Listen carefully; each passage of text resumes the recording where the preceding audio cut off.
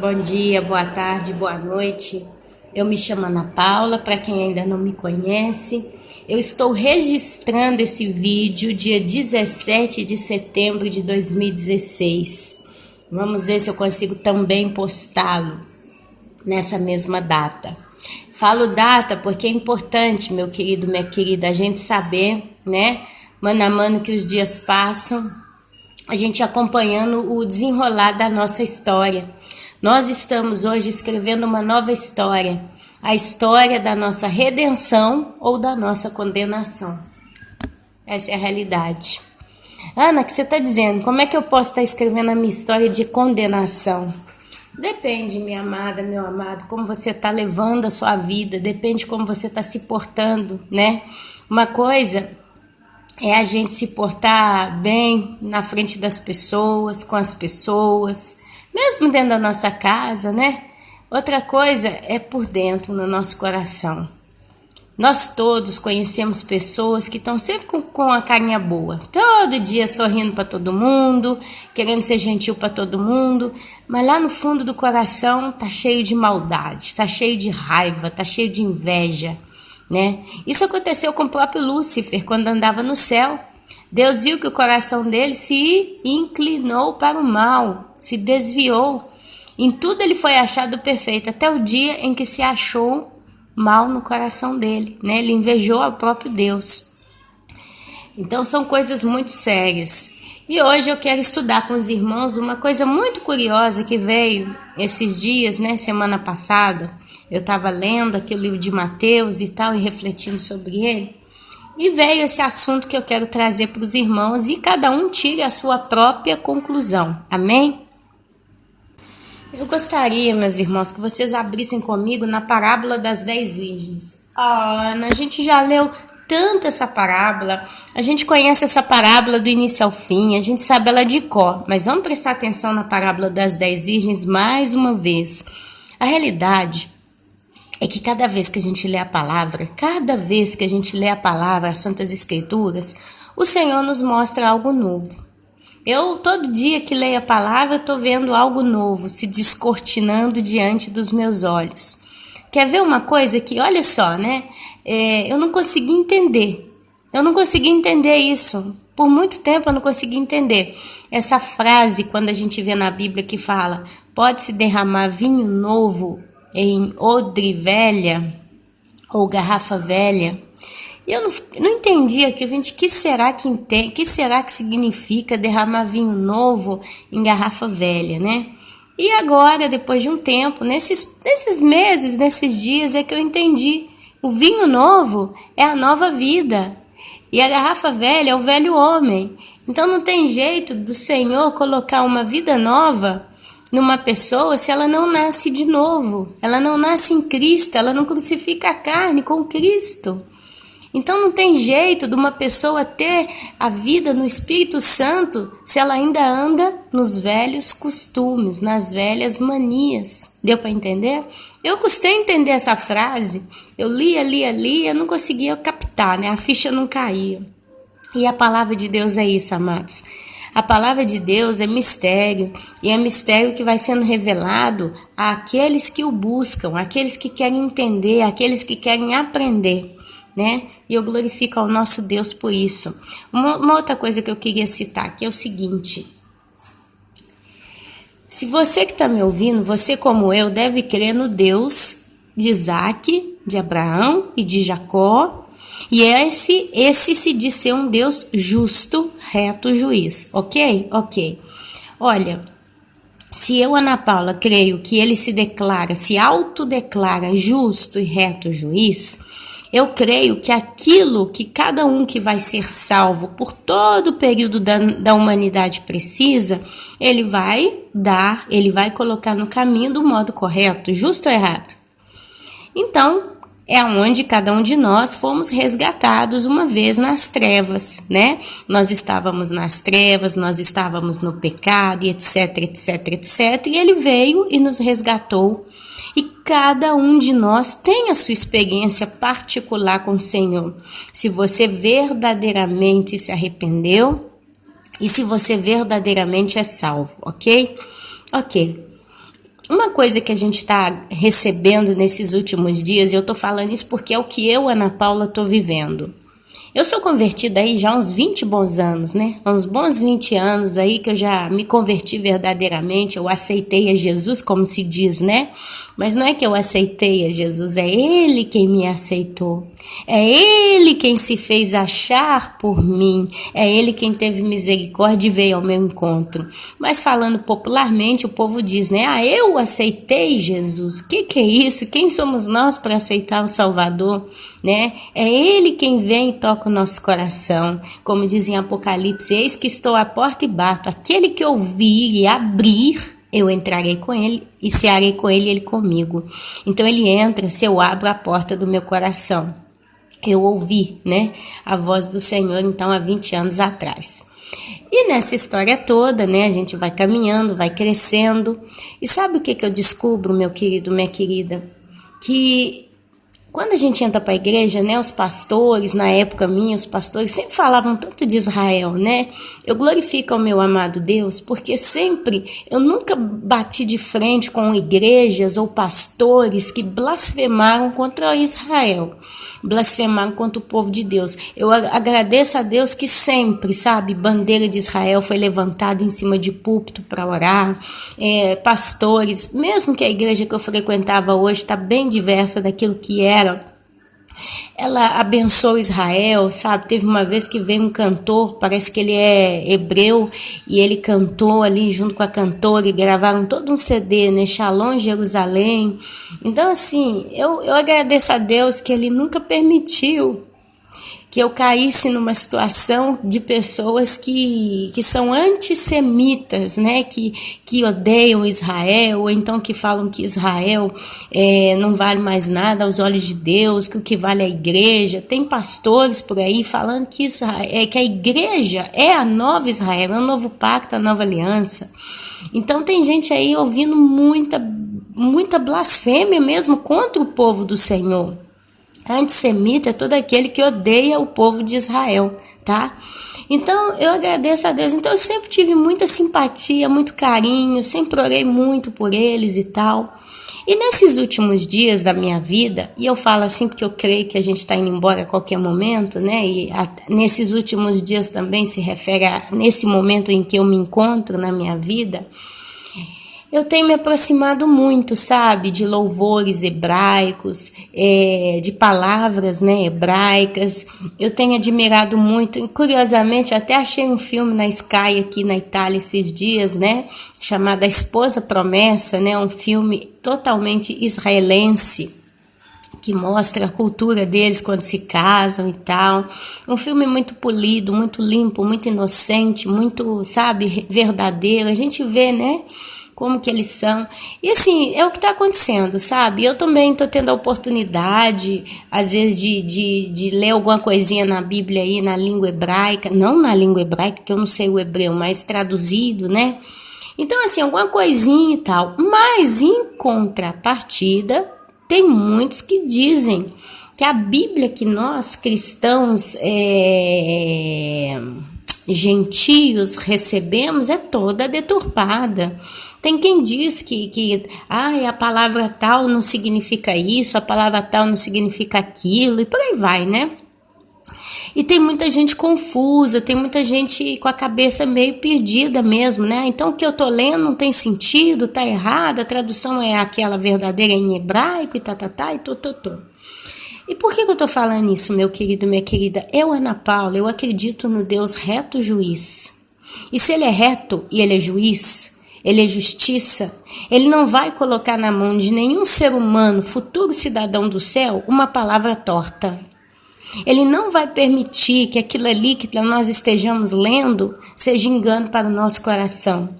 E se eu comprar uma Bíblia com a tradução errada, por exemplo, a Bíblia gay, né, que é a única que eu posso dar um bom exemplo, que é uma Bíblia toda deturpada, e comprar achando que a Bíblia é certa, eu tenho mais do que certeza, e falo até de olhos fechados, eu tenho certeza que o próprio Espírito Santo vai dar fastídio, vai te incomodar, vai te dar angústia no seu coração, que você não vai gostar daquela Bíblia, você vai jogar lá fora e vai comprar a Bíblia séria. A realidade é que existem muitas línguas na Terra. Existem o hebraico, o aramaico, o inglês, o português, o alemão, o italiano, o japonês, os mandarinos da vida e tantos idiomas. E o Senhor, Ele fala ao coração do homem. Se você observar muitas das experiências que muitas pessoas têm com Jesus, e eu falo de mim, Ana Paula, isso eu falo por convicção minha e para convicção minha, ok? Porque eu acho que cada um tem a sua experiência. Mas eu posso dizer que toda vez que eu tive uma ou duas visões com Jesus, uma ou duas, e tive alguns pouquíssimos sonhos. Em 20 anos, eu acho que eu não cheguei a ter 15 experiências de sonho e visão aí. Não devo ter tido isso. Pode ser que eu cheguei a 20, mas não passei disso. É muito difícil sonhar com as coisas do céu, com Deus, com o Espírito Santo, né? Através de sonhos me trazendo alguma coisa. É muito difícil. Ah, né? Porque você não é santo bastante? Não sei. Talvez é isso, talvez falta santidade demais na minha vida para que eu possa sonhar todas as semanas com Deus. Não sei. Mas eu sei que toda vez que eu sonhei com Jesus, essas pouquíssimas vezes, ele nunca abriu a boca para falar. Ele falava comigo pelo olhar. Mas ao mesmo tempo eu não via o rosto dele diretamente. Eu sempre via e não via. É como se ele olha para você, você entende o que ele tem para te falar, mas o rosto definido mesmo dele, como ele é atualmente, a gente não consegue ver. Eu não consegui ver. Eu vejo, né? Imagina agora aqui falando com os irmãos, um homem, né? Numa estatura aí de seus 30 e poucos anos, 33, é a idade com a qual ele subiu, né?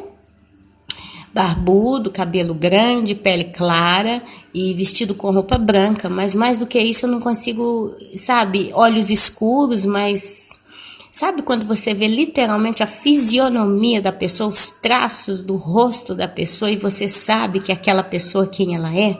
Pois é, o nosso amado Yeshua, seu nome em hebraico, que eu também gosto de falar, eu vejo e não vejo. Eu sei que é, mas eu não vejo. E ele nunca falou comigo nem no português, nem em língua nenhuma. Mas eu entendi no meu coração. Todas as vezes que eu tive sonho ou visão com ele, ele falava com gestos, olhar, um simples olhar. É como acontece com pais e filhos, né? Quando um pai sabe disciplinar bem o seu filho, às vezes o filho está aprontando, só do pai olhar para o filho entende tudo. É mais ou menos assim que eu entendo o meu amado Yeshua falando comigo. E eu acredito, meus amados, eu acredito de todo o meu coração que a palavra que eu tenho nas minhas mãos e a palavra que você tem nas suas mãos é a palavra justa para o seu entendimento. É o suficiente para você compreender a base do que ele deixou para nós. E aí a gente vai estudando. Quanto mais a gente pode estudar, melhor é. O importante é pedir ao Espírito Santo que te coloque as coisas justas no caminho, não estudar coisa errada, porque tem muito assunto, tem muito artigo, tem muito vídeo, tem muita coisa espalhada pelo mundo e tudo parece tão bom e perfeito. Mas eu posso dizer para os irmãos, só o Espírito Santo é capaz de te dar o discernimento. Isso aqui provém de mim ou isso não provém de mim. Amém? Então, baseado nisso, eu vou ler na minha Bíblia em português, a versão da minha Bíblia é Almeida Revista e Atualizada. Tô gostando, tô tranquila, tô entendendo, né? E a gente vai se habituando, né? O ler, ele nos traz esse hábito de aprender.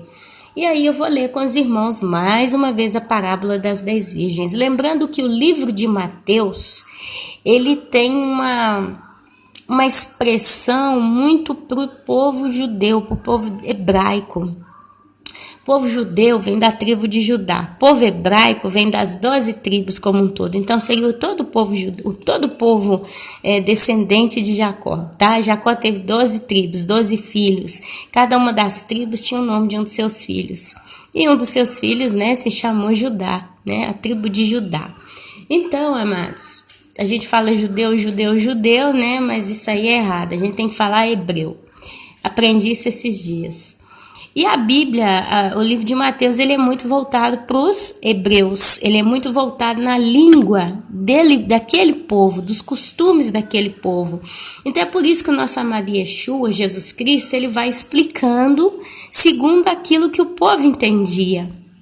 Como o povo entendia, entendeu? Então, tudo que foi falado aqui, para nós, é uma parábola que a gente tenta imaginar, né? Aí a gente tenta só imaginar isso aqui.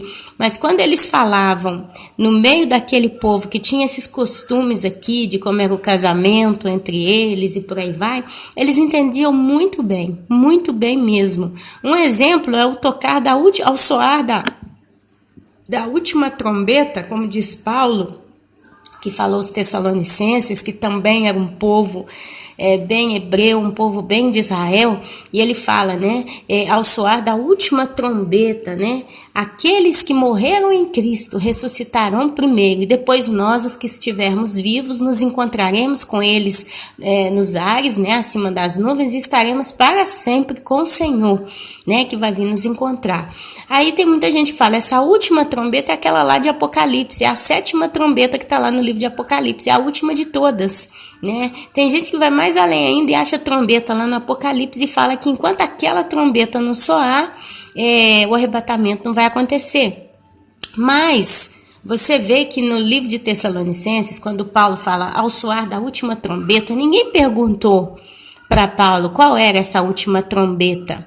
E eu aprendi esses dias que o livro, né, de Tessalonicenses, toda essa parte foi escrita antes do Apocalipse de João. João escreveu o Apocalipse, foi o último dos livros, né? Então lá ele entrou com outras trombetas. E aqui Paulo revela ao povo de Tessalônica o soar da última trombeta, que não era essa trombeta que está envolvida no livro do Apocalipse. Mas as trombetas eram vários tipos de trombetas que eles tinham para se comunicar com o povo naquela época. Você imagina no meio do deserto, mais de 1 milhão de judeus ali, hebreus, né? No meio do deserto. Não tinha telefone, não tinha microfone, não tinha nenhum sistema de comunicação, a não ser através de sons. E é onde eles usavam as trombetas. Então, dependendo do toque da trombeta, o povo sabia, olha, está na hora de abaixar acampamento, está na hora de levantar acampamento, agora vai ter uma assembleia, nós vamos ter que fazer não sei o quê. Cada tipo de toque simbolizava alguma coisa. E as tribos, elas eram divididas em 10.000, 1.000, 100 e 10. Então, assim, eram grupos, né, hierárquicos, e ali os líderes, né, eles iam entendendo toda a sistemacia, né, do funcionamento ali da vida no meio do deserto. Então, essa última trombeta aqui, se eu não me engano, em algumas das festas tem os toques das trombetas. Tem uma festa ou várias festas que eles tocam trombetas. E tem o soar da última trombeta, que significa que a festa está terminando. Olha só, então trombeta, essas trombetas bíblicas, cada uma tem o seu significado. E aqui o Paulo fala, o soar da última trombeta, né? É uma trombeta que não é nenhuma daquelas de Apocalipse, porque a igreja está na terra até o capítulo 4 do livro de Apocalipse. No capítulo 5, você vai ver o anjo do Senhor falando para o apóstolo João, sobe para aqui e te mostrarei as coisas que hão de ser. Então ele manda o João subir. Até então ele viu tudo, ele ouviu, ele relatou tudo na terra. Depois ele subiu e aí ele fala, não sei se em espírito, não sei se em visão, mas eu sei que eu fui lá e ele viu o céu aberto, ele estava dentro do céu próprio dito. E é onde ele começa então a descrever os juízos que vão vir sobre a terra para aqueles que não abriram o coração para o Senhor no tempo oportuno, no tempo da graça. A graça, o que é? Eu faço peco, peço perdão e tá bom? Não. A graça é estar dentro de uma oportunidade ainda de conseguir entrar na categoria dos arrebatados. Isso é graça, porque o povo que vai ser arrebatado, eles não vão sofrer a ira de Deus em nenhum dos momentos. O povo está esperando ira todo dia, a gente está vendo isso aí todo dia. O povo está esperando. Mas eu observei uma coisa, eu gosto de relembrar.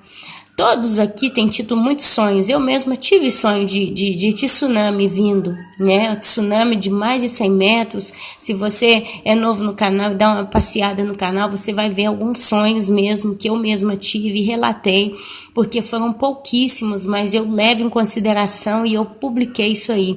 Mas sabe, toda vez que eu tive sonhos, se é com arrebatamento, se é com tragédias de tsunami, eu nunca me encontrei no meio do desastre como vítima, mas eu sempre estive como testemunha ocular. E eu comecei a observar alguns sonhos que tá rodando aí pela internet. É claro que tem muito sonho de barriga cheia, mas vários sonhos que a gente vê, as pessoas relatam situações de perseguição e elas estão ali só como testemunha, vendo o que está acontecendo, mas a elas não acontece nada. A elas não acontece nada. Muitos tiveram sonhos aí com o exército no meio das ruas, batendo, prendendo, oprimindo pessoas. E essas pessoas que tiveram sonho, elas estavam vendo, mas nada vinha até elas. Teve gente que chegou a sonhar com meteoros caindo, né, fogo caindo do céu, e elas só ficavam ali vendo aquilo, vendo o desespero do povo, vendo o choro, vendo a angústia, a agonia, mas eles não tiveram nenhum arranhão. Gente sonhando com tsunami, chegou até a correr. Eu mesma, todas as vezes que eu tive sonho com tsunami, eu cheguei a correr. Eu sempre corro para um lugar alto, mas a tsunami nunca me atinge. Eu nem vejo ela própria dita, eu vejo só o depois, o resultado da devastação que ela deixa. Então, isso também é prova de Deus simplesmente mostrando para a noiva aquilo que está por vir. Como ele mostrou para João, João viu essas coisas, né? Ele ficou com certeza fora de si, né? Porque é muito pesado. Mas com ele não aconteceu nada, amém? Então a gente precisa aprender também a ter esse discernimento de como é que as coisas são, meus amados. Então, a igreja não vai passar pela ira, a igreja está vendo o que vai vir, porque se é bíblico e até hoje todas as profecias bíblicas se cumpriram, por que não vão cumprir aquelas que estão citadas ali no livro do Apocalipse? Vai cair meteoro? Vai. Vão cair mais de 1 meteoros, né? Só lá na trombeta você vai ver um meteoro caindo e 1/3 do mar vai ser destruído, 1/3 das embarcações vão ser consumidas, 1/3 dos peixes do mar vão morrer, né? E quando você vai lá no flagelo, vai cair um meteoro tão grande que diz a Bíblia que toda criatura no mar vai morrer, né? Não vai ter mais nada, e o mar vai se tornar, a água do mar vai se tornar negra como um sangue de morto. Então vai cair meteoro. João viu uma grande estrela ardente como uma montanha caindo no mar, né? E essa se chama absinto. Então olha só, vai cair meteoro, vai ter tsunami, vai ter terremoto. A Bíblia fala que vai ter um terremoto tão grande que as ilhas vão desaparecer dos seus lugares e que todos os montes serão aplainados. A realidade é que a geografia como a qual nós conhecemos do planeta Terra hoje, daqui a pouco vai ser completamente transformada. O Senhor vai purificar a terra com fogo e vai purificar também, sabe, arrancando os mares. A Bíblia fala que no milênio o mar já não vai existir. Já lá, depois do grande julgamento do trono branco, o mar já não existia.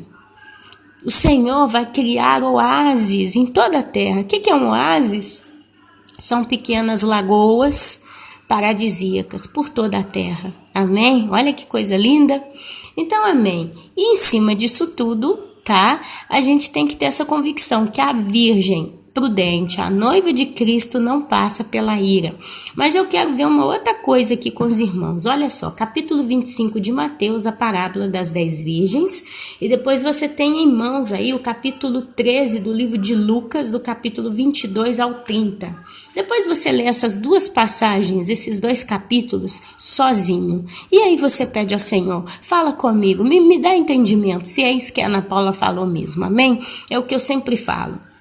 Não vai no rastro só do que a Ana Paula fala, mas vá no rastro do que o Espírito Santo te dá no teu coração. Isso se você está com a vida em santidade. Isso se você realmente está fazendo o seu melhor. O que é estar com a vida em santidade? É não pecar de modo nenhum? Não. A gente tropeça todos os dias.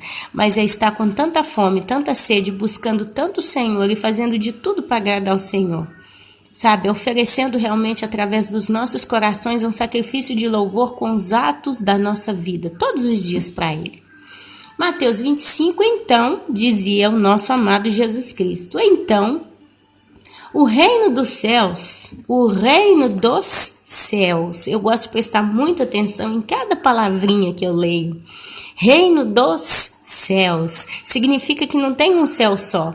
Eu, Ana Paula, conheço 3. O céu que a gente vê, que é essa cúpula azul que está sobre as nossas cabeças, né, o firmamento. Eu conheço o céu que seria onde estão os planetas, as estrelas, né, a Via Láctea. E conheço o terceiro céu, que a Bíblia diz que é onde está o trono de Deus. O povo hebreu fala que tem 7 céus, porque lhes foi revelado. Eu não sei, mas eu sei que esses 3 com certeza existem, né? E aqui fala de um reino chamado Reino dos Céus. Então, o Senhor, ele vai reinar sobre todas as coisas, todos os lugares, não só na terra, mas também no céu. E esse reino já existe.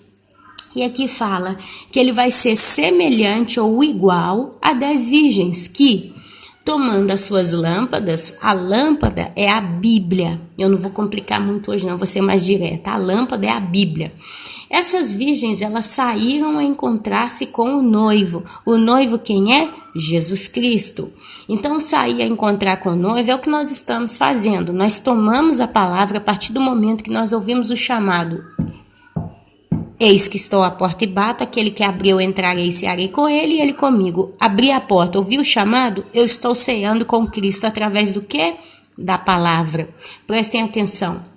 5 dentre elas eram nécias e 5 prudentes. A palavra prudente é de atento. A pessoa prudente é a pessoa atenta, a prudente é a pessoa precisa, é a pessoa que vigia, é a pessoa que se prepara. E a nécia não, a nécia é a pessoa que está sempre no não tem nada a ver, né? Ela vai só empurrando com a barriga, com a preguiça por si. Então tinham 5 prudentes e 5 nécias. As nécias, né? As ignorantes nesse caso aqui, ao tomarem as suas bíblias ou as suas lâmpadas, não levaram azeite consigo. O que é esse azeite? É o Espírito Santo. Porque a Bíblia diz, quando Jesus subiu ao céu, ele declarou, eu vou para junto do meu Pai, mas não vos deixarei órfãos, em meu lugar virá o Consolador. E a gente já estudou aqui em vídeos passados que o Espírito Santo, ele é a sabedoria do próprio Deus em nós. É Ele quem nos guia, é Ele quem nos cuida, é Ele quem nos transforma. A Bíblia fala que o Espírito Santo convence o homem do pecado e do juízo. Você nunca se perguntou por que a Bíblia fala dessas duas palavras, pecado e juízo? Todo mundo associa isso a inferno. Ora, se eu estiver no pecado, eu vou para o inferno. Não, é muito mais do que isso, é muito mais profundo. É na caminhada cristã que o Espírito Santo ele vai te convencendo a cada dia do pecado. É onde ele mostra para você tudo que é pecado. A gente vive numa época que nós vivemos debaixo da dispensação da graça. Nós não somos judeus ou hebreus que praticamos a Torá, praticamos os 10 mandamentos, praticamos o Velho Testamento, mas nós praticamos a chamada Nova Aliança. É a lei? Sim, porque se você vê o Novo Testamento, ele nunca saiu da lei, pelo contrário, ele fez a lei ficar mais difícil ainda, é só pela fé. Pela santidade, pelo Espírito Santo que alguém consegue, sabe, cumprir a vontade de Deus. Mas a realidade é que ele escreveu a lei nas tábuas do nosso coração. Isso é, o Espírito Santo, ele mesmo está dentro de nós nos convencendo a cada dia. É aquela voz que você escuta sem ouvir, mas você tem certeza que alguém falou com você. Alguém chamaria como uma experiência parecida com um sexto sentido. Se você quiser chamar assim para entender ao pé da letra, qual é a sensação de ter o Espírito Santo falando com você, então pode deixar como se fosse um tipo de sexto sentido, né? Um sentimento a mais. Nós temos o olfato, o paladar, a visão, a audição e o toque, né? É a sensibilidade do toque. São 5 sentidos. Então eu posso ver, eu posso escutar, eu posso sentir perfumes e cheiros, eu posso sentir gostos e posso sentir calor, frio, toques, aperto, pressão, leveza, carinho, né? A brisa que toca. São 5 sentidos físicos. O sexto é aquele que vem da alma. Muito mais, ele vem do nosso espírito conectado à nossa alma. Então esse sexto sentido é um sentido espiritual e o Espírito Santo fala conosco através desse chamado sexto sentido. Ele fala no nosso espírito e o nosso espírito entende. É uma voz inaudível, mas que a gente entende profundamente. É só uma palavra que vale uma enciclopédia inteira. Amém? Então olha só, ele é o espírito, ele é o óleo, tá? Então essas 5 virgens, elas não tinham comunhão com o Espírito Santo. Em palavras curtas, elas têm a lâmpada, mas elas não têm comunhão com o Espírito Santo. Elas leem a Bíblia, elas não leem a Bíblia, não sei, mas seja lá como elas o fazem, elas não têm a direção do Espírito Santo. É o que eu falei no início do vídeo. Se o meu Deus é reto e juiz, ele é justo, ele vai colocar na nossa mão aquilo que a gente precisa entender para estar salvo. E quem nos ensina todas as coisas não é o hebraico, não é o grego, não é o latim, não é o português, não é a Bíblia, a versão espanhola, a versão italiana, a versão francesa, não. É o Espírito Santo. É Ele quem nos dá discernimento, é Ele que nos dá entendimento. Deus, Ele não se limita a um idioma. É claro que se eu posso pesquisar no idioma original, eu vou ter muito mais profundidade. Mas é sempre pelo Espírito Santo. Porque se você vê os escribas e os fariseus da época de Jesus, eles tinham a essência do Velho Testamento na mão deles. Não tinha nada deturpado e tinha o próprio Jesus fazendo milagres e maravilhas diante deles. Ensinando nas sinagogas. A Bíblia fala claramente que Jesus entrava nas sinagogas e ensinava. Imagina Jesus ensinando dentro de uma sinagoga, o mestre, o rabi, né? O próprio Jesus, o sacerdote. Jesus é o ápice de tudo que pode ser, né? Todo título de liderança ele tem. E eles ali, os fariseus, doutores da lei, tendo tudo isso, né? Essa primeira fatia de torta, mesmo assim, eles não aceitaram, eles blasfemavam, eles pecavam, eles continuaram na sua ignorância. Então, amados, só o Espírito Santo é que pode te dar entendimento. Você pode ter a Bíblia na versão que o Senhor o permitir, porque eu creio que Ele não vai deixar chegar coisa enganosa, deturpada na tua mão. E como eu disse e repito, se chegar, ele vai te dar fastídio e você vai trocar de Bíblia. Mas é na linguinha sua, no portuguesinho seu, aquele portuguesinho mais simples ou aquele português mais formal, não interessa. É nessa língua que o Senhor vai falar com você, porque ele não é limitado a nenhum idioma, ele não é limitado a leis humanas, ele não é limitado à gramática humana. Ele não é limitado, ele é onipotente, significa que ele pode todas as coisas e ele fala com cada um de nós segundo o nosso grau de instrução. Amém? Então essa lâmpada que você tem, abrace ela com muita alegria, porque é ela que Deus pôs no seu caminho, se não for ele vai trocar. Então, olha só, no entanto, as prudentes, além das lâmpadas, levaram o azeite nas vasilhas. Olha aqui. As nécias, ao tomarem as suas lâmpadas, não levaram azeite consigo. Quer dizer, se levar é o caminhar da vida. Nós estamos vivendo a nossa vida nesse mundo que jaz no maligno. Então, esse tomar a lâmpada aqui que está se dizendo é esse levar a vida, é o nosso hoje, é o nosso agora. E 5 delas tinham azeite e 5 não tinham azeite consigo.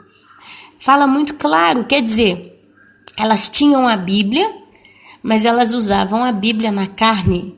As prudentes usavam a Bíblia no Espírito Santo de Deus. Eu acho que eu não tenho mais como tentar clarear essa realidade, tá? No entanto, as prudentes, além das lâmpadas, levaram azeite nas vasilhas. E tardando o noivo, foram todas tomadas de sono e adormeceram. Quer dizer, claro aqui que o noivo, Jesus, ele ia que tarde. A expressão que é usada para nós é que ele vai tardar. Ele está atrasado? Não. É porque a Bíblia diz que Deus é longâmino em misericórdia. Então você pode ter mais do que certeza. Esse tempo que corre ainda, ele está relacionado à misericórdia longâmina de Deus, porque ele declara que ele não tem prazer na morte do ímpio. E ele está batendo na porta de todos os corações. Ele vai bater até o último segundo final do arrebatamento. Eu não sei quanto tempo, meu amado, minha amada, leva para um coração declarar que realmente se arrependeu de sinceridade e pedir perdão. Talvez alguns segundos, talvez 1 minuto é o tempo que a gente pode fazer uma pequena oração de apelo. Oh, meu Senhor, me perdoa, eu pequei de todo o meu coração, eu me arrependo, entra na minha vida, seja Senhor da minha vida. E a pessoa fala isso com lágrima nos olhos e o coração explodindo. Quanto tempo eu levei? 20 segundos? 15 segundos? Então vamos tentar levar em consideração 30 segundos? Então eu poderia aqui arriscar dizer que até 30, 20 segundos antes do arrebatamento o Senhor vai estar salvando virgens, virgens, virgens. Aí você fala, não, esses últimos que se arrependerem 30 segundos antes do arrebatamento não farão parte das virgens, não fará parte da noiva da igreja de Cristo, porque eles não tinham entendimento, eles não tinham informação, eles não se prepararam. Mas a Bíblia fala que os últimos serão os primeiros. A Bíblia fala daquela parábola do Senhor da vinha, que ele saiu de manhãzinha, e eu não vou entrar nela aqui no texto não, mas eu vou falar rapidinho de boca, que ele saiu de manhã, tinha vinha, né, muito grande, carregada de uvas, a seara da uva, né, digamos assim. Então ele manda os seus capatazes, né, eu acredito que eram tipo capatazes, irem nas praças, chamarem trabalhadores. Era muito cedinho, eu acredito 3, 4, 5 horas da manhã. E ali a história relata que eles foram, eles encontraram alguns homens sentados na praça e falaram, vocês não estão fazendo nada? Não, não. Olha, a gente tem serviço, quer? Então vem trabalhar. E eles foram por 1 denário. Aí eles trabalharam. Passou 2, 3 horas, ainda tinha muito serviço para fazer. De novo o Senhor sai e chama os capatazes, vai chamar mais gente para trabalhar. Depois, perto da hora do almoço, vai chamar mais gente para trabalhar. Depois, já no meio da tarde, 2, 3 horas da tarde, ainda tinha tanto serviço, vai chamar mais gente para trabalhar. E ali já 4, 5 horas da tarde, vai chamar mais gente para trabalhar. Ao entardecer, já no finalzinho, quase que como não tinha mais hora. Tipo assim, se não colhesse a uva ali agora, o que não colhesse se perderia. Faltava pouco para ficar escuro, ele então vira e fala, vai chamar mais trabalhadores. Faltava 1 hora para terminar o trabalho, e ali os trabalhadores vieram, e todo mundo trabalhou, e acabou o serviço, ele enfileirou todo mundo e começou a pagar daqueles que chegaram por último, até os primeiros.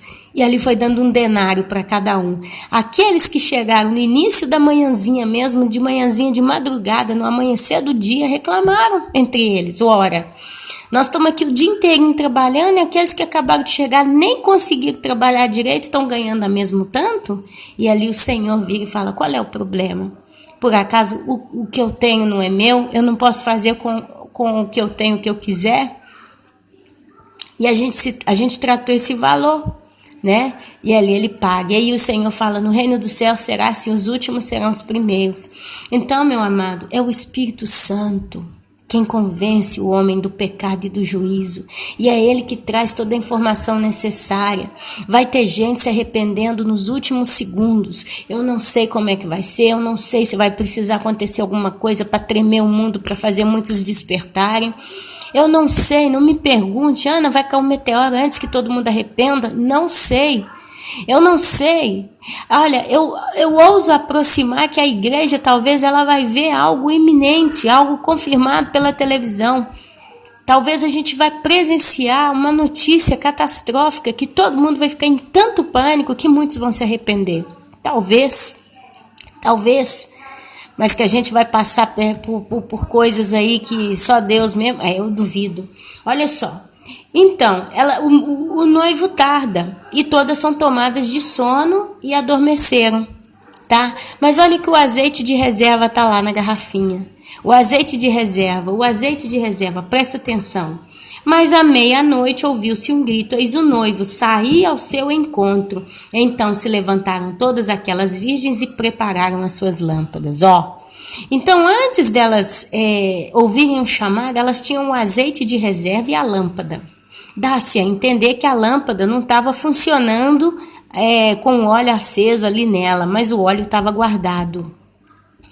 O Espírito Santo está guardando o seu povo. O Espírito Santo está guardando a noiva. O Espírito Santo está guardando a noiva. Nós temos acumulado entendimento, sabedoria, instrução de Deus nas nossas vidas. E a gente está dormindo como? Indo trabalhar, indo estudar, vivendo a vida cotidiana. Às vezes a gente até vai num cinema, ver um filme, vai comer uma pizza, vai dar uma viajada. A gente está num processo de hibernação praticamente, que quem dorme está imóvel. Quem dorme está imóvel, presta atenção, quem dorme está imóvel. Você quando vai dormir, você está deitado ali. Você pode virar para um lado e para o outro, mas você não come, você não bebe, você não caminha, você não levanta, você não vê televisão, você não faz nada. Você não trabalha. Quem dorme está imóvel. Nós estamos imóvel.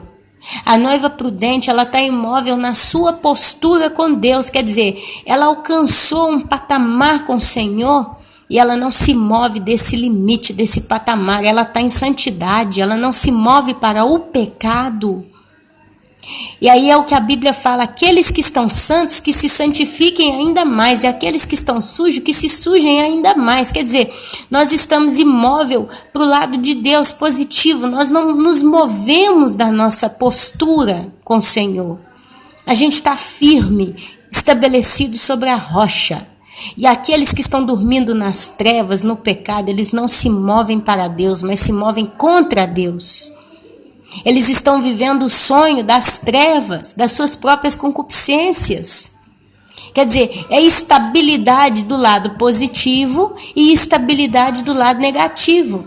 A noiva de Cristo não se move do seu lugar, ela não aceita o pecado na vida dela, ela não aceita cair de novo, ela não aceita voltar atrás ao seu vômito, ela tem postura com Deus, ela está firme. Jesus falou, firme até o fim, ser forte, ser perseverante até o final, aquele que resistir, então esse entrará no reino dos céus. Eu acredito que esse dormir, no nosso caso, pode ser comparado, porque você vê que a gente ainda tem o Espírito Santo todo o tempo, por todo o processo do sono, o Espírito Santo está na nossa vida, sempre, sempre, sempre nos convencendo do pecado e do juízo. É por isso que a gente não se move da vontade de Deus, a gente está nela. Mas aquela nécia, ela tem a palavra, mas o Espírito não tem, então ele não convence a pessoa. É onde você vê muita gente aí que está completamente alienado com as coisas do céu. São igrejas abarrotadas de gente, pastores preocupados em encher a igreja, fazem eventos e tantas coisas, mas não pregam a palavra que precisa ser pregada. O juízo, porque se o Espírito Santo convence o homem do pecado e do juízo, por que estão convencendo na maioria das igrejas só do pecado? Mas do juízo ninguém convence. O juízo não é o juízo do inferno, ou do lago de fogo e enxofre, mas é o juízo que está vindo no Apocalipse, nos últimos dias, nas profecias, porque Deus nos ordena que a gente meditasse nas Escrituras e observasse as profecias, os sinais. Jesus chega a xingar o povo, falando, vocês sabem as estações e as épocas, a primavera, o verão, o inverno, quando vem, não sabem decifrar, não sabem discernir os tempos do Senhor. Olha só, quantas advertências aqui com relação à prudência. Deu para entender a diferença das virgens. Deu para entender quem tem o óleo e quem não tem. Se o Espírito Santo não está na vida da pessoa, essa pessoa é vazia. Ela tem a palavra de Deus? Tem. Ela às vezes até lê a palavra de Deus? Pode até ser, mas não é o Espírito Santo que ensina. Então ela pode ler em qualquer língua do mundo, ela pode estudar 10 Bíblias de línguas diversas, com vários livros e tudo. Pode ser uma doutora ou um doutor aí, profundo em teologia, conhecimentos cristãos e história e tudo quanto for. Se não tem o Espírito Santo, não tem nada. Mas à meia-noite ouviu-se um grito, eis o noivo. À meia-noite, eu já falei, mas se você é a primeira vez que está ouvindo a Ana Paula, eu acredito que esse horário, meia-noite, é horário de virada. Olha, às 11h59 de segunda-feira, é sempre segunda-feira. Mas quando 11h59 vira meia-noite, já não se diz mais segunda-feira, se diz terça. 1 minuto faz a diferença do dia. É mentira ou é verdade? E por que ele fala meia-noite e não meio-dia? Porque meio-dia é a metade do dia, meia-noite vira o relógio. Mas também meio-dia é o horário em que mais luz tem sobre a terra, porque meio-dia é o horário que o sol está bem no meio, né? Bem em cima, bem igual um abajur mesmo centrado. na cabeça da pessoa. Mas a meia-noite é o horário de profundas trevas. Porque se você para analisar mais ou menos a primavera, né? Primavera, outono, esse período aí, começa a escurecer o quê? Mais ou menos 6 horas da tarde. Então você conta 6 até meia-noite, são 6 horas. Depois de meia-noite até 6 horas da manhã que começa a amanhecer, né? Então meia-noite é a metade do tempo entre a escuridão e a luz. Dá para entender um pouquinho aí? A gente só vai comparando algumas coincidências, não sei. Mas aqui a Bíblia fala de trevas vindo sobre o mundo. Trevas, densas trevas. E treva é a falta da presença de Deus. Ou é muito presença de Deus. Olha só. Na grande tribulação, Deus, ele vai estar tão presente na terra através da sua ira que todos vão sentir e vão se lamentar. Olha só.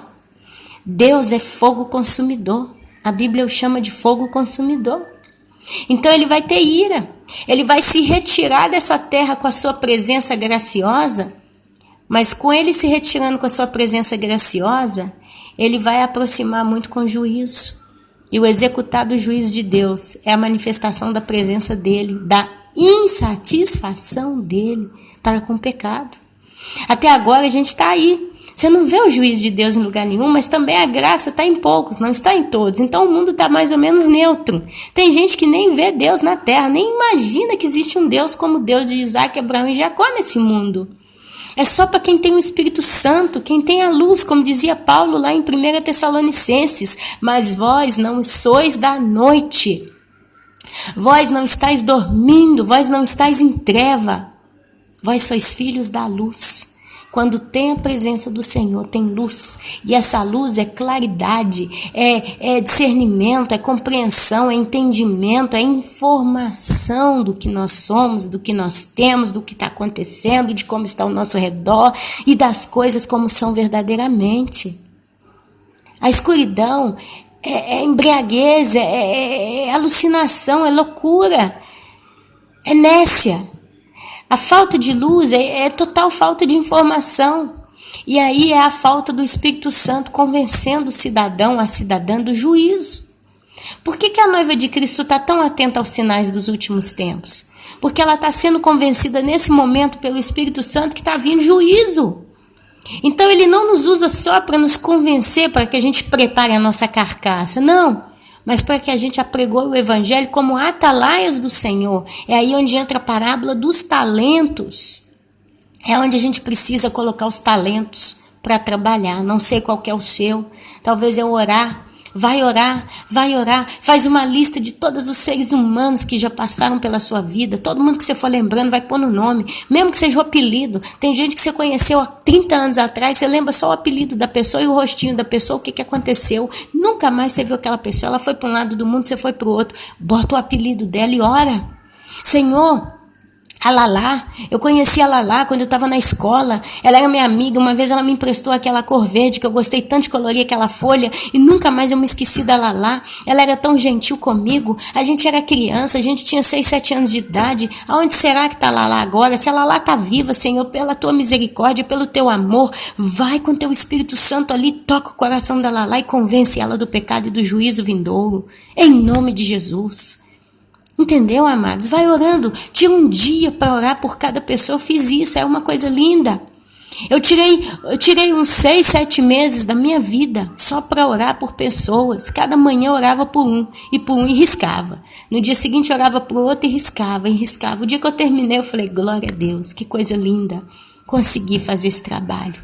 Isso é talento. Você não pense você que as suas orações são ao léu. São julgadas no vento do esquecimento. A Bíblia fala claramente que tudo que a gente faz, seja de bom ou de ruim, está sendo escrito no céu. Está sendo registrado em livros e mais livros. Tudo, meu amado, tudo. Tudo, cada gesto, cada atitude, cada pensamento, cada intenção. Você não vai chegar lá no céu e não vai ser julgado só porque você roubou uma batata na quitanda.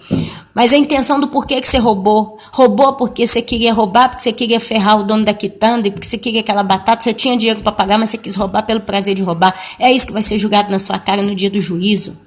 É as intenções mais profundas do seu coração. Então tudo que você faz, faça limpo, faça direito e faça bem feito, porque você vai ser julgado no futuro. Então a meia-noite para mim é um horário de virada. A gente vê a hora que a meia-noite começa a virar. E aqui fala claramente, mas à meia-noite ouviu-se um grito. Grito é apelo. É o soar da última trombeta, meu querido, minha querida, para aqueles que estão em Cristo. Eis o noivo, sair ao seu encontro. Você não vai ver na segunda vinda de Jesus esse tipo de apelo, não. Se você ler lá em Apocalipse, a segunda vinda de Jesus, está escrito simplesmente que ele vai descer do céu montado num cavalo branco, com as suas vestes salpicadas de sangue, todos os santos com ele, montados em cavalos brancos para combater o bom combate. Não tem apelo, vinde, eis o noivo, à meia-noite. Não tem nada disso lá no Apocalipse. Presta atenção, compara as escrituras, que você vai entender que isso aqui é arrebatamento. Caso ainda não entendeu. Então se levantaram todas aquelas virgens e prepararam as suas lâmpadas. Elas ligaram a lâmpada, todas elas. E as nécias disseram às prudentes, dai-nos do vosso azeite, porque as nossas lâmpadas estão se apagando. Então todas tinham Espírito Santo? Um pouquinho. Tinha aquelas que tinham Espírito Santo suficiente para seguir o resto da viagem. Mas as nécias tinham muito pouco. Isso aqui, meus amados, a parábola das 10 virgens não está falando com gente apostatada do evangelho, não. A parábola das 10 virgens não fala para apostatados. Apostatado é apostatado. A pessoa quando apostata, olha só, a pessoa quando ela apostata, ela tende a blasfemar contra Deus. Ela tende a blasfemar pesado contra Deus. São esses loucos que estão em cima de púlpitos aí. Olha, eu ouvi uma declaração de numa igreja, chegou um vídeo para mim de uma declaração de um pastor, e ele pregando lá, ele só fala um negócio assim, tem vezes que nem o nome de Jesus é o suficiente para expulsar um demônio. Eu tenho que falar no meu mesmo nome, no nome meu, do meu pastor, do meu nome. Quando eu ouvi aquele negócio, o telefone quase caiu no chão. Falei, gente, que blasfêmia. Quer dizer que Jesus não é bastante para expulsar demônio, tem que ter o nome do próprio pastor, no caso? Vocês acham que uma pessoa dessa, meus amados, tem azeite? Pouco ou muito, vocês acham que eles têm azeite? Esses foram homens que já foram entregues às suas próprias concupiscências. São pessoas que dão como chão no ouvido quando elas ouvem a verdade, porque estão correndo de um lado para o outro, atrás das suas próprias satisfações. Eles querem prazer, reino da terra. Então isso aqui não é pregado para esse tipo de gente. Isso aqui é pregado para aquele que é crente e que às vezes está lá. Tem a Bíblia, hoje lê, amanhã não lê, hoje chora, amanhã não chora, hoje pede perdão, amanhã peca, aí peca de novo, e aí tem preguiça, e aí começa a criticar tanta coisa e não se aplica a nada. A Bíblia fala, melhor que você fosse quente ou frio, porque o morno eu vomito. Então eu chamaria essas virgens nécias de virgens mornas, porque elas vão ser vomitadas. E olha aqui, as prudentes responderam, não, para que não nos falte a nós e a vós. Eu não sei porquê, esse é um mistério que está aqui diante dos meus olhos. A virgem prudente, na meia-noite, ela não vai poder dar do seu azeite para a virgem nécia, porque ela declara, senão vai faltar para ela e para a nécia. A única coisa que eu consigo aproximar aqui, entender, é que talvez vai ser tudo tão rápido que não vai ter tempo de sentar com a virgem nécia e tentar falar com elas isso que a gente faz agora. Explicar para elas da santidade, explicar para elas do juízo, explicar para elas dos sinais. Hoje a gente está tentando aí explicar para todo mundo, e muitos estão falando que a gente está exagerado. Mas talvez na hora da meia-noite vai ter alguma coisa. Aqui eu só consigo entender o seguinte, meus irmãos. Eu acho que vai acontecer alguma coisa, tal coisa, que não vai ter tempo para a Virgem Prudente simplesmente explicar. Mas olha aqui, que aqui vai ter um momento em que as 10 estão juntas e a Nécia vai chegar a pedir azeite para Prudente. Talvez ela vai falar, ora por mim. Tem tanto crente aí falando todo dia, ora por mim, ora por mim, ora por mim, mas eles não oram. Eles não oram, eles não buscam santidade, eles não preocupam em investir o talento deles. Eles estão só preocupados com o próprio umbigo. Tenho visto muito sobre isso. Ora por mim, ora por mim, ora por... É como se fosse encomendado, né, a oração, né? Parece que a oração daquele que está um pouquinho mais cheio do Espírito Santo faz milagre. E a pessoa esquece que ela mesma pode orar, porque nada tem de intermédio entre você e Deus. O véu foi rasgado, é você que tem que orar. Mas o povo está aí. Ora por mim, ora por mim. Ora por mim, pede a Deus perdão. Teve um que um dia uma vez falou assim, Ana, pede a Deus perdão pela minha vida, quem sabe ele me aceita. Isso não existe. É você e Deus, o céu não tem limite, não é eu que tenho que orar, não é a pessoa A, B ou C que tem que orar por você. Você tem que fazer alguma coisa, porque você então vai estar pecando. Sabe, a Bíblia fala que Deus odeia o preguiçoso. Infelizmente, muita gente tem sido preguiçosa para consigo mesmo. Pede oração para tudo, mas não ora para nada, nem para ninguém, não quer saber. Se você está fazendo isso e está pedindo oração para os outros, você está em pecado. Você está em pecado. Uma coisa é você que é um intercessor, uma intercessora, uma pessoa de oração, pedir oração para você. Então aí é um levando o fardo do outro, como diz a Bíblia, é justo, porque é uma só, né? Comunhão com o Senhor. São 2 ou 3 reunidos. Agora, se você não faz nada, se você está só enchendo a barriga de pregação, ouve todo dia vídeo no YouTube e está enchendo, mas não faz nada, ainda pede os outros para orar para você, você está em pecado. A sua oração, essa oração não chega no céu. E se chega, pode vir em torno de juízo para a sua vida, porque você está em pecado. A palavra diz que Deus odeia o preguiçoso. Por isso, tome cuidado com o modo como você está procedendo na sua vida, porque está tudo muito assim. Preste atenção. O preguiçoso Deus odeia, odeia. O morno Deus vomita. Preste atenção. Eu aqui poderia voltar na parábola dos talentos e tanta coisa, mas não tem tempo para tudo isso. Você precisa dar uma pesquisada no canal. Mas preste atenção. Eu só sei que vai acontecer alguma coisa nessa meia-noite aqui, que elas vão chegar a pedir e a Virgem Prudente vai dizer, eu não tenho tempo. Eu não posso te dar, senão vai faltar para mim. Talvez, amados, essa Virgem Prudente, se ela tentasse dar o azeite para a Virgem Nessa, ia entrar discussão. Por que não? Ia entrar contradição, ia entrar bate-boca, o que eu sei? E talvez a Virgem Prudente ia perder a santidade? Pode ser? Aqui é uma suposição de coisas que podem acontecer naquele momento. Ou não? Talvez a Virgem Prudente, ela vai ter tempo só de abraçar os seus entes queridos que não são virgem, não fazem parte dessas virgens, mas fazem parte da herança, porque a Bíblia fala da herança da noiva, do varão que subiu, Apocalipse capítulo 12, a gente já explicou isso aqui, já estudou isso no canal. 5 vão ter uma herança, e essa herança vai fugir para o deserto, vai ser sustentada por 3 anos e meio, e eles vão ser pessoas que vão se encontrar no céu, vestidos de branco, com um raminho de palma na mão, e declarando, santo, santo, santo é o Senhor, justo e reto em todos os seus juízos. Eles são a descendência da Virgem. Eles vão ser perseguidos e mortos porque não aceitaram a marca da besta. Deus ele vai trabalhar 3 anos e meio ainda aqui nessa terra, esse povo, essa herança do varão que subiu, arrebatado ao céu. Dessa mulher que dera à luz a um filho. Esse dar à luz é o arrebatamento. A Bíblia fala muito em dores de parto. Então, quando parte, né, o parto é partida também, me lembra muito essa palavra. O parto é a partida da criança, do útero da mãe para fora, para a vida, para o mundo. Começou, ela nasce. Nós vamos nascer com o corpo glorificado no céu naquele grande dia. E diante aos que vendem e comprai. Quem é que está vendendo? Não sei. Mas elas falam, vai procurar e comprar.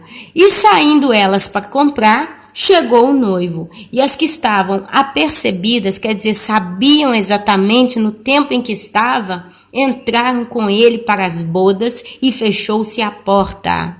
Fechou-se a porta da graça. Mais tarde chegaram as virgens nécias, mais tarde, quando? Provavelmente no momento de julgamento. Mais tarde chegaram as virgens nécias, clamando, implorando, Senhor, Senhor, abra-nos a porta. A porta estava fechada e não foi mais aberta, olha só. Mas ele respondeu, em verdade vos digo que não vos conheço. Vigiai, pois, porque não sabeis nem o dia e nem a hora. Quem nega a Cristo, ele o negará diante do seu Pai. Preste atenção. Agora, para você que está batendo boca aí, falando que as 10 virgens vão ter, as virgens nécias vão ter segunda chance. Vamos lá em Lucas, capítulo 13, 22 ao 30. Tem muita gente falando que as virgens que ficar vai ter segunda chance. Vamos lá. Lucas 13, 22, 30. Deixa eu só marcar bem aqui. Cocá. A porta estreita. Passava Jesus por cidades e aldeias, ensinando, caminhando para Jerusalém. E alguém lhe perguntou: Senhor, são poucos os que são salvos? São poucos os que são salvos. Presta atenção nessa expressão. São salvos. Quem é salvo? Quem vai para o céu? Quem vai viver a eternidade salvo com Deus? Quem é perdido? Quem vai para o lago de fogo e enxofre? Quem vai para o inferno? Essa é a categoria, salvo perdido. E aqui a pergunta é: são poucos os que são salvos? Respondeu-lhes então Jesus: esforçai-vos por entrar pela porta estreita. Pois eu vos digo que muitos procurarão entrar e não poderão. O que as virgens fazem? Elas clamam: Senhor, Senhor, abra-nos a porta. O que ele responde? Não vos conheço. E aqui ele fala: pois vos digo que são muitos procurarão entrar e não poderão. Não entrar. E olha que a coisa só complica aqui. Começardes a bater, dizendo: Senhor, abra-nos a porta. Ele vos responderá: não sei de onde sois. Então direis: comíamos e bebíamos na tua presença e ensinava em nossas ruas. Olha aqui quem está falando. É as virgens nécias, amado. Ó, comíamos e bebíamos na tua presença e ensinavas em nossas ruas, mas ele vos dirá: não sei de onde vós sois, apartai-vos de mim, vós todos que praticais iniquidades. Aí você não está acreditando que as virgens nécias vão para o inferno, não? Olha aqui: ali haverá choro e ranger de dentes, quando virdes no reino de Deus Abraão, Isaque, Jacó e todos os profetas, mas vós lançados fora. Olha aqui o reino do céu fechado para eles. Muitos virão do Oriente, do Ocidente, do Norte e do Sul e tomarão lugares à mesa no reino de Deus. Aqui está falando dos gentios salvos pelos 4 cantos do planeta. Muitos virão do Oriente, do Ocidente, do Norte e do Sul e tomarão lugares à mesa no reino de Deus. A Bíblia fala do banquete, da ceia. Contudo, há últimos que virão a ser primeiros. Olha aqui que vai ter salvação até os últimos segundos antes do arrebatamento. Contudo, há últimos que virão a ser primeiros e primeiros que serão últimos. Aqui também eu consigo comparar, meus amados, ao galardão, porque a Bíblia fala: quanto mais vos será dado, mais vos será cobrado. Mas, olha só, se você vai lá na parábola dos talentos, teve um que recebeu 5 talentos, teve um que recebeu 3 e teve um que recebeu 1. O que recebeu 5 duplicou, então teve 10. O que recebeu 3 ganhou 6, o que recebeu 1 enterrou o talento. Justo? No final da conversa, vem o patrão, quer dizer, vem o Senhor. E o que deu 5 falou: olha, eu dupliquei e deu 10. O que ganhou 3 duplicou e ganhou 6. E o que deu 1 falou: eu sei que o senhor planta, que o senhor colhe onde não planta, e por aí vai, né? Que o senhor é homem cruel, é justo, não sei o que é lá, não lembro a expressão. Aí ele fala: se você sabe que eu colho onde não planto, que eu sou severo, por que então você não investiu o meu talento e agora me deu? Né? E aí ele dá uma explicação, olha só. Ele vira, chama os guardas e fala assim: retira o talento que eu dei para ele e dá para o primeiro. O primeiro tinha 5 talentos, ele duplicou, ficou com 10 e no final ele ficou com 11. Você não vê o que teve 3 talentos ficar com 7, você vê o primeiro ganhando mais, tá? E o último ainda fala: tira dele também até o que ele não tem. Quer dizer, aqui está falando de tesouro espiritual e tesouro na terra. O tesouro espiritual é o talento. O tesouro na terra era a vida, a estabilidade daquele servo. E ele perdeu até isso. Na grande tribulação, as pessoas vão perder tudo. Vão perder casa, vão perder bens, vão perder comida, vão perder bebida, vão perder parentes, vão perder tudo. Eles vão ficar à mercê da ira e vão morrer. Vão para o inferno. Até a vida que eles amavam no mundo vai se perder. Deu para entender? Porque nós buscamos o reino dos céus, então nós temos uma vida na terra. Talvez você que está me ouvindo tenha uma estabilidade muito boa na sua vida, tem carro, tem casa, tem emprego, tem filho na universidade, tem tudo. Mas você está mais almejando o reino do céu, quer dizer, então você tem uma vida na terra e terá uma vida no céu. E tem esses que têm uma vida na terra, às vezes tem carro, tem casa, tem filho, tem tudo, mas no céu não tem nada. Porque o talento que ele teve, ele escondeu, quer dizer, o óleo que ele recebeu, ele guardou e nem usa. O óleo está acabando. O óleo está acabando. E acaba. Então ele retira o talento que essa pessoa teve. Talvez é um dom de oração, talvez é o dom da palavra, talvez é o dom do servir, do ajudar, tem tanta coisa. Tudo que é bom é dom, meus amados. Tudo que é bom provém de Deus. A gente pode servir o reino dos céus, sabe fazendo o quê? Até pondo água na plantinha da casa da irmãzinha que está lá com a perninha machucada. Isso é dom, isso é talento, isso é investir no reino do céu. A gente pode fazer tanta coisa, o Espírito Santo te dá ideias. Outro dia eu vi na internet, eu salvei isso no meu preferido, mas foi uma receita de pudim. Foi pudim? Acho que é isso mesmo. Não foi pudim, não, foi um doce, um frappé, um negócio. Eu gosto muito desse doce, eu sei que é um doce muito bom. E ela fez, acho que de limão, não lembro. De maracujá. Ela fez, acho que foi um pudim de maracujá. Desculpa o nome se não é esse direitinho, mas é porque é muita palavra, a cabeça da Ana Paula vai indo, não aguento, me embola. E aí ela fez aquilo ali e postou no YouTube. Um pudim, eu vou chamar de pudim de maracujá. Maravilhoso, uma coisa linda. Lindo, lindo, lindo. E aí no final ela fala, olha só, para vocês verem, né, como é que Deus é bom. Ele nos deu maracujá, que é calmante, né, que te acalma. É uma fruta que tem muitas propriedades de vitamina, entre elas o calmante, o relaxante, a gente fica relaxado e tal, né? Mas a palavra de Deus também, ela acalma sua alma, acalma seu espírito. E evangelizou através de um pudim, de uma receita. Esse é um dos vídeos mais lindos que eu vi no YouTube. E ela falou, é assim que a gente trabalha, a gente planta o evangelho através disso. Quer dizer, uma pessoa do mundo que vai caçar uma receita de pudim de maracujá, assiste aquilo ali e pega, sem querer, pega uma simpatia por aquela senhora que fez aquele pudim. Porque no final ela conseguiu falar da palavra de Deus. E a pessoa já estava tão simpatizada com a receita, com a gentileza, com a simpatia da senhora, né, com o carisma, que ela escuta o vídeo até o final. E ali ela tem a chance, meus amados, de ouvir o eis que estou à porta e bato. Aquele que abriu, entrarei e cearei com ele comigo. Olha que coisa, não é verdade? E aqui, meu amado, a porta estreita, Lucas capítulo 13, do versículo 22 até o 30, fala claramente que as virgens nécias vão para o inferno. Não tem jeito. Você pode falar o que você quiser, mas é a Bíblia que está falando, não é, Ana Paula? Se você acha argumento bíblico para falar para mim que não é, mostra com harmonia no Espírito Santo.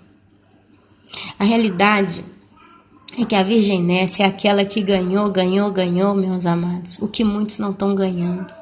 A Bíblia fala de Sodoma e Gomorra. A Bíblia fala que no dia do juízo de Sodoma e Gomorra, a última geração vai ser castigada com muito mais rigor do que o povo de Sodoma e Gomorra, porque eles não tiveram o evangelho. Se você ler aqui no Novo Testamento, tem uma terra em que foi pregado o evangelho, ok? E eles eram pecadores, eles não aceitaram o evangelho, eles puseram o Senhor Jesus para fora da cidade. E aí ele declara isso: eis que vos digo que Sodoma e Gomorra vai ser julgado com menos rigor do que esse povo, porque Sodoma e Gomorra não recebeu o evangelho. É claro que não recebeu, não porque Deus não quis enviar o evangelho lá. O coração do povo de Sodoma e Gomorra era 100% inclinado para o mal, era gente perversa, era gente ruim. Não tinha espaço no coração deles para Deus. O evangelho pregado ali é uma clara certeza de que não ia resolver nada. Eles eram maus até a morte. Mas ainda assim a Bíblia fala que nem essa geração tão perversa de Sodoma e Gomorra vai receber tanto rigor no julgamento quanto essa aqui que recebeu o evangelho e não aceitou. Porque cuspiu no prato. Se você ainda não entendeu, amado, amada, a mensagem da salvação, o Espírito Santo dentro de você é de um valor inestimável. Você não tem ideia, e nem eu, Ana Paula, da grandeza que foi o sacrifício do nosso amado Jesus Cristo e Yeshua naquela cruz. Você não tem ideia do que é, meu querido, minha querida, bater de frente com o Todo-Poderoso, teu Deus Pai, o Eterno. Você não tem ideia do que é entristecer o Espírito Santo. Você não tem lógica na sua cabeça, não passa. Sabe? Imagina, meu querido, que você está na sua casa, recebe uma telefonata. E nesse telefonema, ele fala assim, olha, hoje vai vir na sua casa uma pessoa extremamente importante. Hoje na sua casa vai vir Netanyahu, o presidente de Israel, o primeiro-ministro de Israel. Vamos falar ele porque é mais fácil do que Obama, presidente, etc. Né? Pelo menos é um homem que pertence a um povo escolhido, né? A nação cujo Deus é o Senhor. Então vamos apelar mesmo. É uma pessoa que eu acredito que todos nós que recebêssemos um telefonema dizendo que esse homem viria na nossa casa, a gente ia ficar sem saber o que fazer, não é verdade?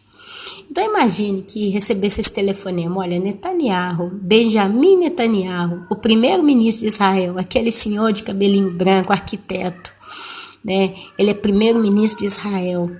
Ele vai vir na sua casa, domingo agora. Não, sábado, é domingo. Ele vai vir na sua casa agora, nesse domingo ele vai vir almoçar com você. Ele simplesmente botou a mão no dedo do mapa, caiu no Brasil. Aí ele abriu o mapa do Brasil, botou o dedo de novo, caiu num estado brasileiro. Aí ele abriu o mapa do estado brasileiro, botou o dedo no mapa, caiu numa cidade. Aí ele abriu o mapa da cidade com as ruas e tudo, botou o dedo, caiu numa rua. Aí ele abriu o catálogo, né, nessa rua com os números das casas, os telefones, os endereços, os nomes, né? E ele botou a ponta da caneta para cair exatamente em cima do nome, caiu no seu. Então nós estamos telefonando para você que recebe essa telefonada. Você telefonando para você que recebe essa telefonada é forte, é um pleonasmo, né? Mas a realidade é que Benjamin Netanyahu quer vir comer na sua casa. Ele quer te conhecer, ele quer saber quem é você e ele quer passar esse domingo todo com você. O que você diria? Como você se comportaria com uma notícia dessa? Primeiro que você não ia acreditar. Aí a pessoa na telefonada fala, para você acreditar que somos nós, você vai ter uma escolha. Ou você prepara, espera a gente chegar, ou você então deixa para lá, né? Você deixa para lá, faz de conta que é tudo uma brincadeira. Aí você espera, passa aquele dia, passa o outro, chega o domingo. A pergunta é, como você vai estar? Vai ter aquela pontinha de desespero, não, e se for verdade? E se ele vem mesmo? E aí no último momento você dá um de doido, corre no supermercado, compra o melhor, dá uma ajeitada na sua casa, talvez você até pinta a cozinha, pinta a sala, arruma o sofá, talvez até pega alguma coisa emprestada com alguém para dar uma arrumada na casa, limpa o jardim, prepara tudo, aí o telefonema fala, olha, ele vai vir meio-dia. Aí você fica ali, deu 10 horas da manhã, você ainda está desesperado, lustrando a folhinha que tem lá na graminha, lá no jardim, você passa a cera, né, para ficar tudo brilhando e tal, arrumou roupa, arrumou tudo, deu 11h30, você já começa a suar, né, e agora? Agora é a hora da verdade, ou ele vem ou ele não vem, 11h45, 11h48, 11h50... 11h57, você já está no portão olhando para um lado, olhando para o outro, já com o coração na boca. 11h58, 11h59, você olha assim, você vê lá na pontinha da rua, aquele lugar que faz o horizonte, né? A pontinha de um carro, o carro todo bonito e tal, você olha, de repente você vê uma bandeirinha no carro com a bandeirinha de Israel, e aí você vê os guardas, né, faz a escolta, como é que fala escolta? escortar, como é que fala? Eu esqueci a palavra, mas é quando tem, né, policial ali, exército. E aí você olha, você fala, o coração já começa, em vez de bater, parece que tá batendo tão forte que a caixa torácica sua tá para explodir. E ali aquele carro, quando você olha, não é um carro qualquer, é uma limusine. E ali aquele carro vem, todo mundo já tá na rua olhando para tentar entender o que é isso, que cassino é esse, que essa bagunça, quem que é esse povo. E ali você já tá com a mão suada, já tá tremendo nas pernas, segurando para não fazer xixi nas calças. De repente aquela limusine para na porta, alinhada, Zé, de frente pro seu portão. Ali você fala, realmente é o tal do Benjamin Netanyahu na minha casa. Você desce, o motorista da limusine dá a volta, abre a porta e quando você olha, aquele velhinho de cabecinha branca, Benjamin Netanyahu, e a sua intérprete, a moça que vai fazer a dublagem, né? Dublar, como é que fala? A tradução, né? Vai traduzir a língua dele, provavelmente ele falaria inglês ali, com você, e você ali, sem palavras. Ele vai, aperta sua mão, prazer, eu sou Benjamin Netanyahu, primeiro-ministro de Israel, vim comer na sua casa como foi prometido. E aí, o que você preparou de bom? Eu não como nem carne de porco, não como molusco, fruto de mar, mas você me preparou um belo cabritinho, né? Nós vamos comer. O que você fez? E aí você, não, eu fiz arroz, eu fiz feijão, eu fiz a salada, eu fiz um angu. Se você for mineira, né? Você vai fazer angu, vai fazer arroz, vai fazer feijoada, vai fazer couve, vai fazer tanta coisa mineira, né? Pão de queijo. Mas a feijoada eu não pus carne de porco, não. Eu fiz com costela de cabrito, né? E tal, não sei o quê.